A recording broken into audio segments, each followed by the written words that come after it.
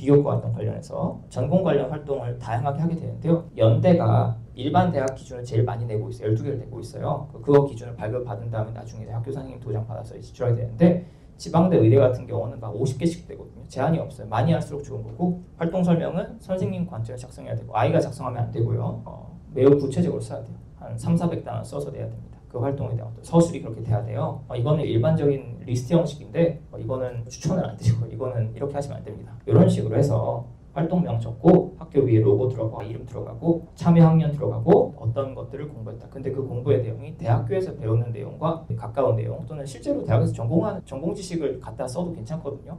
실제로 활동하면 이상적이고 만약에 그렇게 못했다면 증명서라도 잘 받아서 대학에 제출하는 방안이 있습니다. 이런 서류들을 다 학교 선생님한테 부탁드려서 만들어야 되는데 원칙은 한국 고등학교에서 하는 것처럼 쌤들이 써주셔야 돼요. 근데 쌤들 안 해주시거든요. 게을러서 그래요. 근데 그걸 아이가 직접 쓰거나 또는 도움 받아서 작성해서 학교 가져가서 도장 받아와야 되는 거죠. 연대 제야 대학들이 이렇게 하고 있고요. 그리고 이거는 연대에서 제공한 건데 3특, 12특 이렇게 체크해서 표를 채우게 되어 있고요. 다른 대학들 뭐 지금 건대에 있는데 의예과 같은 경우는 서울대학들 보시면은 내용 건별 200잔에 요약하라고 되어 있잖아요. 요약하는 것도 있고 그리고 그 요약과 요약 내용을 정확하게 반영하는 원본도 있어야 돼요. 그래서 반드시 받아오셔야 됩니다. 자, 많이 하신 질문 정리해 보면요. IB가 AP로 유령. 이건 아까 제가 말씀드렸던 것 그렇지 않다고 말씀드렸죠. IB, AP 병행, SAT 중요도, 토플 내신 비교과 활동. 사실 이건 A레벨도 마찬가지예요. 고득점을 받아야 되고요. 요즘 트렌드는 10과목 넘게 하고 있다. SAT는 그냥 하신 게 무조건 하는 게 맞고 이거는 뭐 말씀을 더 SAT 없이 합격한 친구도 있긴 하지만 극소수에 불과하고 추합으로 가거든요. 저는 좋지 않다고 생각해요. 토플은 의학대 쓰는 친구들 필수고 말씀드린 것처럼 이거는 언어 역량 보여주기 때문에 다만 연고대 이상을 쓰게 되면 토플 100점에서 120점 갈 수 있거든요. 노력하면 갈 수 있어요. 근데 그 노력하는 것보다 SAT 10점 올리는 게 훨씬 유리하거든요.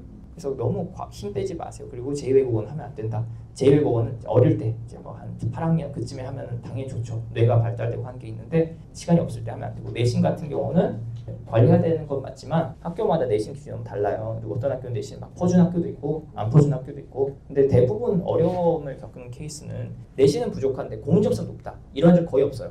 나 IB, AP, SAT 다 좋은데 내신만 낮아요. 이런 애들은 없거든요. 내신만 좋고 공인점수 평범한 애들은 한 트럭씩 있어요. 매년 막 나 내신 4.0인데 SAT 1200점이야. 그런 애들이 엄청 많거든요. 여기 지금 예시가 나와 있네요. 과제 전부 대리받아서 6학기 만점 받았는데 서울대 합격했는데 36점 받고서 파이널 못 맞춰서 탈락한 케이스.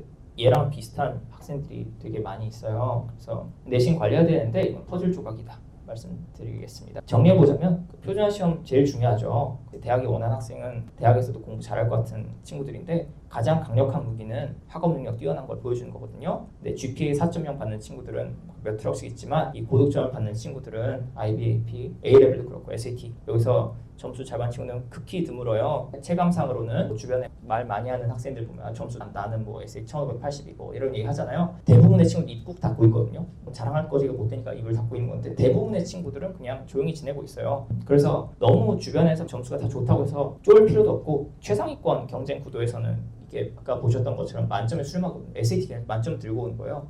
그때 볼 수 있는 거는 표준화 시험, 내신 이런 거로는 더 이상 판가름이 나지 않기 때문에 과목 뭐 올랐는지 보게 되고 비교과 활동 보게 되고 그래서 반드시 저학년부터 관리해서 서류를 잘 받아서 대학에 제출할 수 있도록 학교 카운슬러랑 말을 좀 잘 맞춰야 됩니다. 만약에 그 과정에서 카운슬러가 뭐 진짜 좋으신 분들은 너가 써오는 거 다 써줄게 그러면 사실 제가 되게 좋거든요. 왜냐면 점수가 아무것도 없어요. 그 생기부에. 그래서 얘는 전공 관련 이만큼 썼거든요. 국제학교에서도 내신만 좋고 공인점수 없고 근데 저 활동 좀 도와주세요. 학교 선생님께서 다 된다고 하십니다. 라고 해서 그럼 해보자. 준비를 이제 철저하게 해서 대학 생물이랑 화학 얘기를 쓰는 거예요. 통계도 어떤 것들을 내가 공부했는지를 아주 높은 레벨에서 썼을 때 약대 면접을 갔는데 물론 이 친구도 면접 가서 미천 들통나서 떨어졌죠. 그렇지만 얘보다 점수 좋은 애들 1차 탈락하거든요. 그런 경우도 있다. 비교과 관리를 잘 해두면 좋은 결과 나옵니다.